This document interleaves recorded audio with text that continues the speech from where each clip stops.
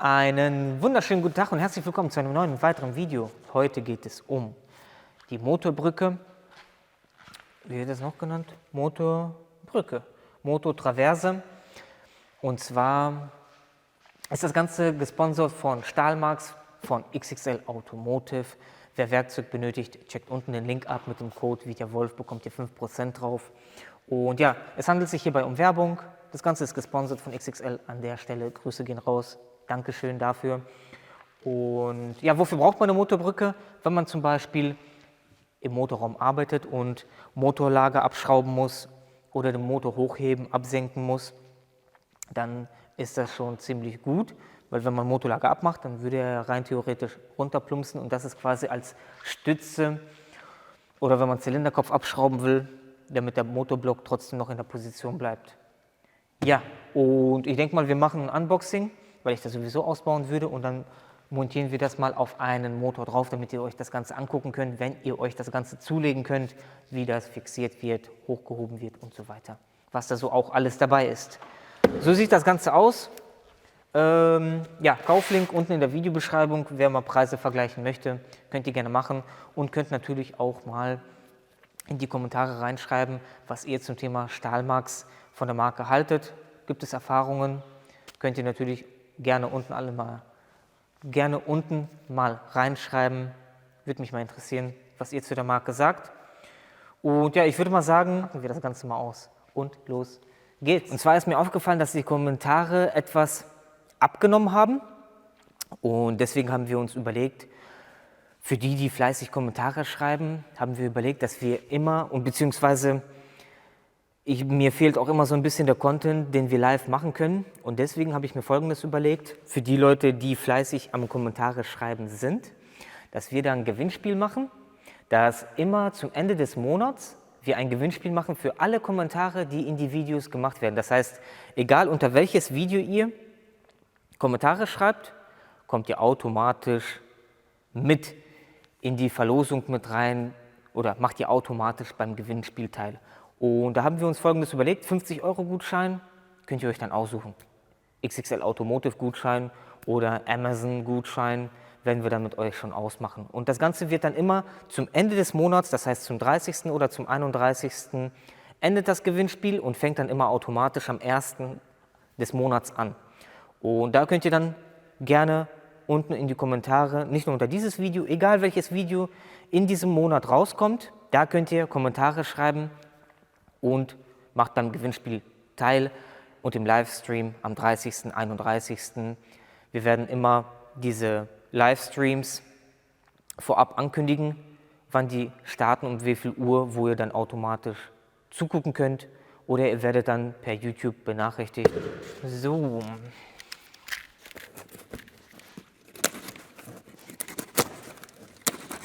...500 Kilogramm Tragkraft. Und die Nummer davon ist 120 616.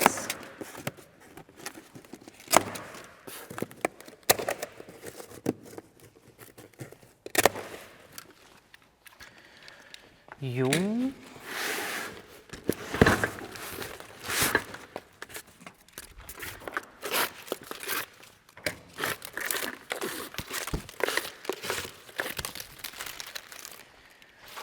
Ja, und endlich eine Motorbrücke, weil es ist manchmal echt Krampf, wenn man das Ganze irgendwie mit Holzklotz machen muss, auf die Ölwanne und so umgeht man das Ganze natürlich.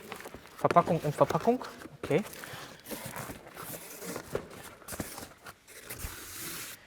Verpackung in Verpackung.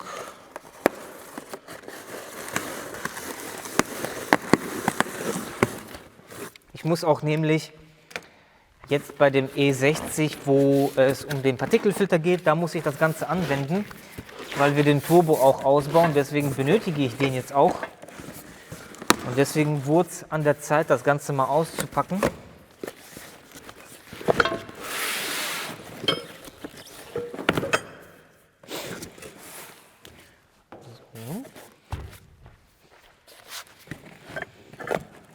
Das sind einmal die Drehgewindegänge, um das Ganze, also macht einen stabilen Eindruck. Sehr massiv, weil ich kenne die, dass die etwas dünner sind, die Gewindestangen.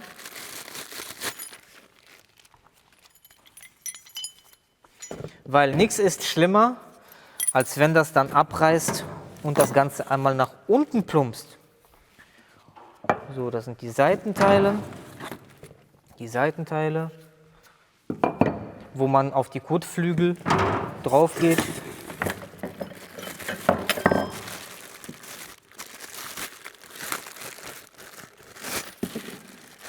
So. Das sind wahrscheinlich dann für die Seitenteile.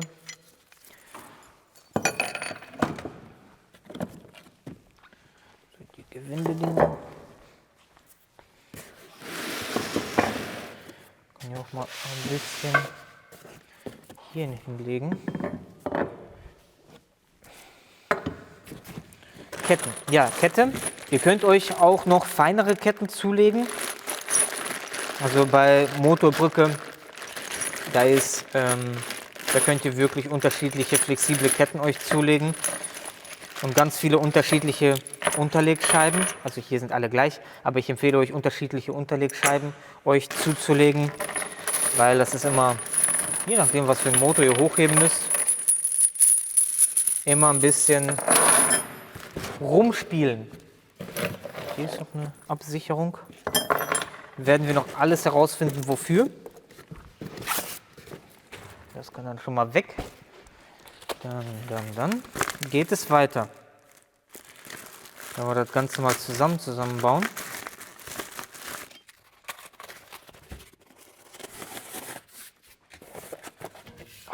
Das sieht echt, also neue Sachen sind sowieso immer geil. So, dann gucken wir uns doch mal an, was hier der Plan ist.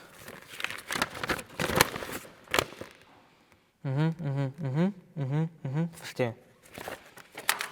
Das kommt. Wie rum? Nach außen hin. So.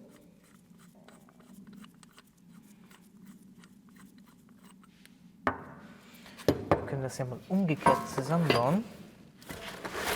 Das wird dann, glaube ich, am besten sein. Umgekehrt ist.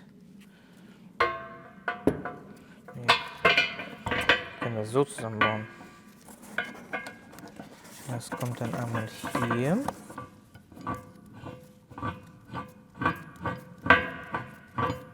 Ja. Unterlegscheibe.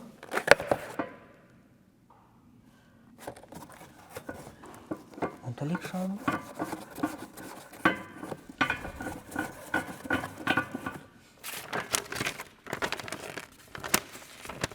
Okay, da kommen diese Unterlegscheiben hin. Aha. Ja, okay, verstehe. So. So wird ein Schuh draus. So wird eine Motorbrücke raus. Mhm.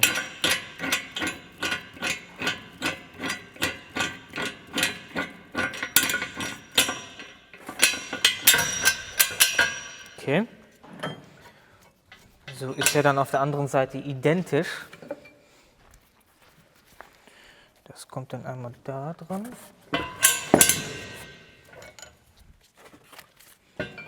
Auch sehr gut, dass die solche Gummis drumherum haben, damit man ja natürlich auf dem Kotflügel nicht Kratzer macht.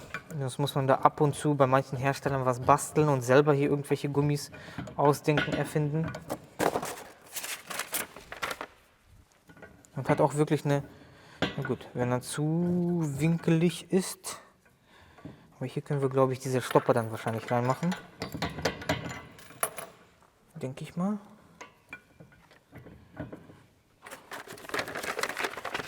Okay. Ja, das gleiche auf der anderen Seite. So, mir ist jetzt aufgefallen, dass es da zwar unterschiedlich dicke Unterlegscheiben gibt. So, die Unterlegscheibe, die dicke kommt hier unten hin, also die mit dem großen Loch kommt nach unten hin und die mit dem kleinen Loch nach oben hin. Sonst kann man das Ganze nicht fixieren, von links nach rechts. Und die zwei, die übrig bleiben, die sind dann sehr, sehr wahrscheinlich hierfür. Eine kleine Problematik habe ich hier, die ich nicht so richtig verstehen kann, aber die jetzt nicht so wichtig ist.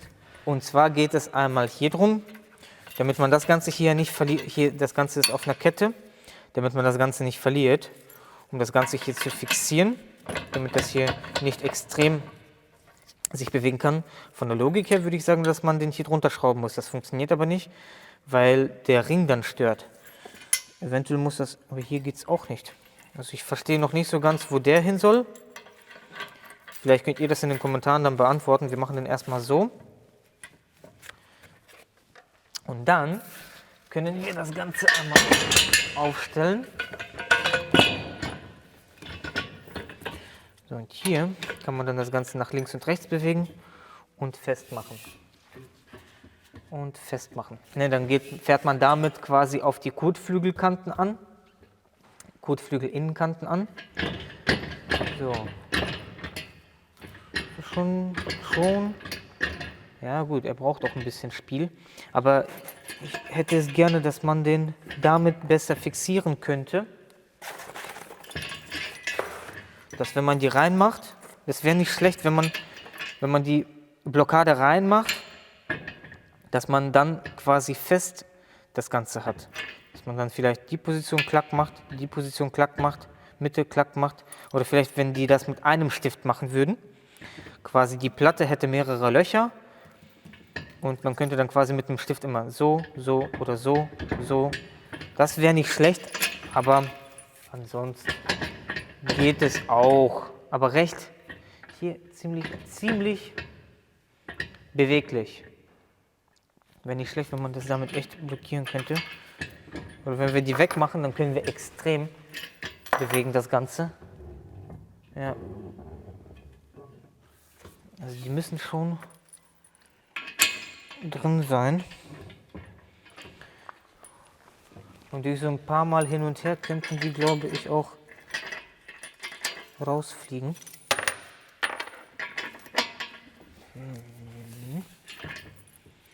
Ja, also wäre nicht schlecht, wenn man das irgendwie einrasten könnte.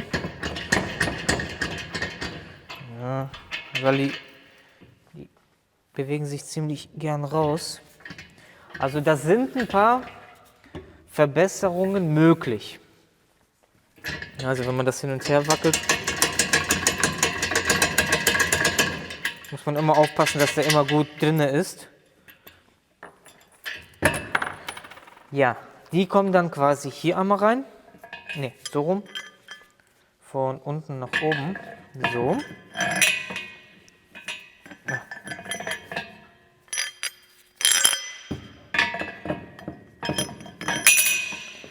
Und das dann einmal hier drauf.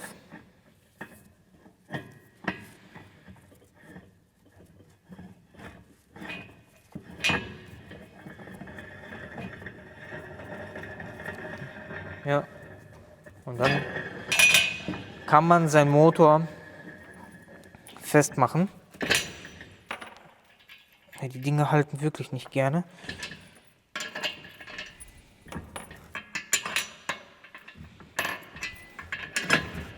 Ja. Also man müsste sich hier so einen Splint überlegen, dass die auf jeden Fall nicht rausfliegen können. Dass man das irgendwie fixiert, weil die sehr wahrscheinlich dauerhaft hier drin bleiben. Die werden wahrscheinlich, das funktioniert auch nicht. Also ich weiß noch nicht so richtig, wo das hinkommt, aber das werden wir klären.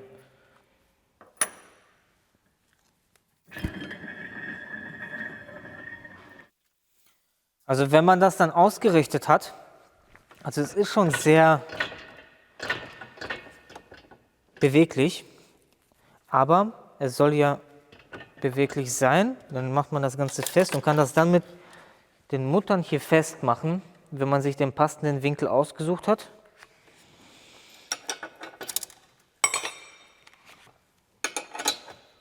Also wir brauchen das komplett nach hier hin gekippt. Können wir das hier festmachen.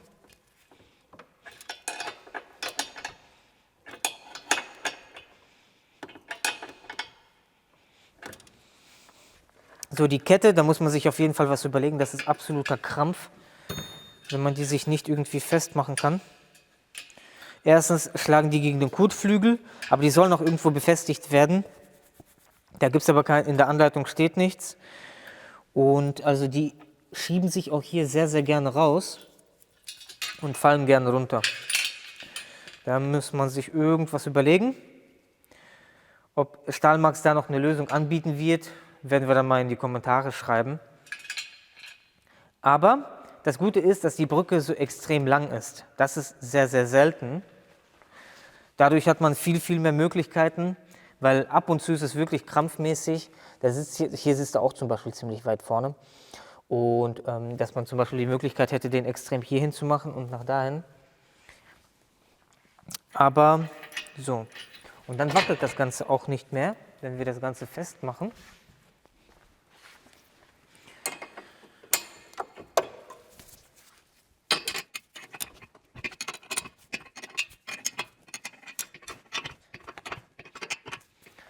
Und dann ist das Ganze auch stabil, wenn man das Ganze festmacht. Also das ist sehr flexibel, ziemlich weit nach links, ziemlich weit nach rechts.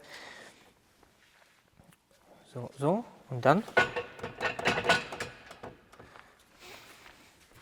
Ja. Hier bei dem Motor ist es auch ein bisschen schwierig. So, und dann haben wir die Möglichkeit, die Kette anzusetzen. So.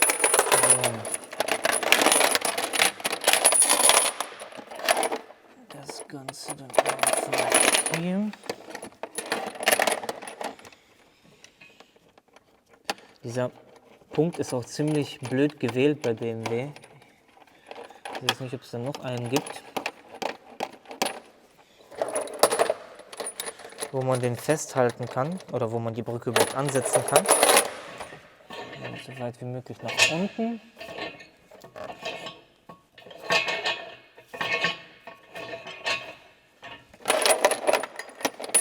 Und so weit wie möglich nach oben machen können.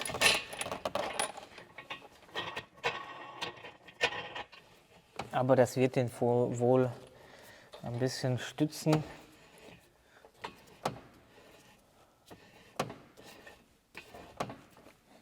So. Ja, und so kann man das Ganze dann hier festmachen. Dann sollte das Ganze, wenn wir das lösen, schon stabil mithalten. So, wir haben jetzt nochmal Rücksprache mit XXL gehalten. Und es ist wie folgt.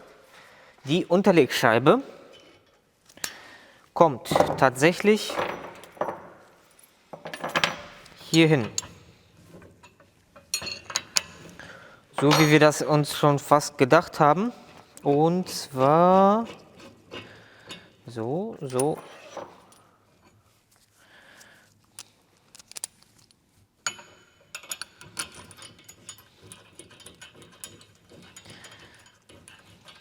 Da wird der Ring etwas gequetscht, aber soll hier hin.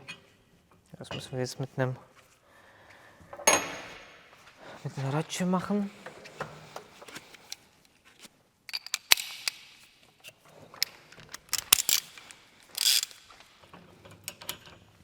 So, und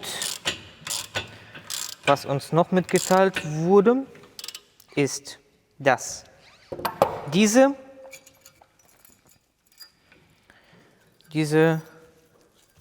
also wir haben mit dieser Motorbrücke ist es quasi vorteilhaft bzw. nachteilhaft, dass es hier ziemlich viel hin und her schwingen kann. Vorteil bei T4 ist es halt, da ist die Motorhaube recht, oder was heißt die Kotflügel recht hoch. Und da benötigt man das halt so, damit man das ziemlich weit hinstellen kann, beziehungsweise fixieren kann. Mit dem kann man dann einmal so fixieren und den dann auch einmal seitlich fixieren. So.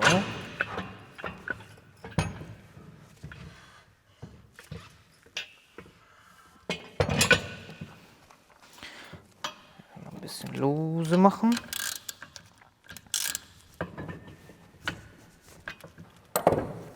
So, damit das Ganze halt nicht so weit schwenkt Ja, ein bisschen rausfallen tut es immer noch. So, hier. Und hier. Zur einen Seite geht es natürlich immer noch weiter. Da könnt ihr immer noch eine Schraube reinmachen. Ein Vorteil, Nachteil. Jetzt müssen wir gucken, erfahrungsmäßig, wie gut das hier halten wird. Weil wenn wir bedenken, wir machen nur das hier rein und plötzlich schlägt uns die Motorbrücke zurück. Dann reicht, glaube ich, nicht, dass nur so eine Schraube hier hält, aber das müssen wir dann mal in der Praxis ausprobieren. Also von der Verständnis jetzt, stelle ich das mal hin. Wir haben das Ganze jetzt fixiert und plötzlich passiert es bei uns das. Ich muss die andere Seite eben lösen. Wir haben das jetzt so festgemacht. Beziehungsweise wir lösen das jetzt. So, und jetzt passiert es, dass wir den nicht sehr gerade angesetzt haben. Zum Beispiel schräg. So, jetzt ist er komplett nach hierhin angelehnt. Jetzt haben wir die Möglichkeit, diese Position, dann haben wir diese Position und wir haben diese Position, die wir mit einer Motorbrücke quasi diese Winkel mitnehmen können, quasi gerade, links, rechts. Was für eine Neigung auch immer das ist. So, hier muss man aber aufpassen, dass man hier trotzdem auch was reinnimmt, wenn man diesen Winkel hier genommen hat, dass man sich hier trotzdem eine Schraube reinmacht, weil falls man den Motor hin und her bewegt hat und es hierhin zurückschlägt, ist es wichtig, hier trotzdem noch eine Arretierung reinzumachen. Auch wenn man das jetzt so festzieht, kann das trotzdem passieren. Also auch wenn wir das hier so fest haben, das ist schon ziemlich gut fest. Das ist der ganze Trick mit diesem und hier Kabelbinder bzw. ein O-Ring auf die andere Seite drauf machen, damit das Ganze nicht rausfallen kann. Und ja, somit hätte man die Möglichkeit quasi mit der Motorbrücke 3 verschiedene Einstellpositionen einzustellen. Und ja, so sieht das Ganze aus. Ansonsten ja, Motorheber oder Motorhalter sind ja, glaube ich, relativ alle gleich oder circa gleich. Hier ist halt die Länge gut und ja, recht flexibel hin und her bewegbar. Und ja, ich würde sagen, wenn euch das Video gefallen hat, lasst einen Daumen da, lasst ein Abo da, schreibt alles unten in die Kommentare zum Thema Stahlmax. Wer die Brücke vielleicht hat, erfahrungsmäßig, alles unten in die Kommentare. Und ihr werdet sie dann hin und wieder in irgendeinem Video sehen. Ja, ich würde sagen, bis zum nächsten Mal. Tschüss!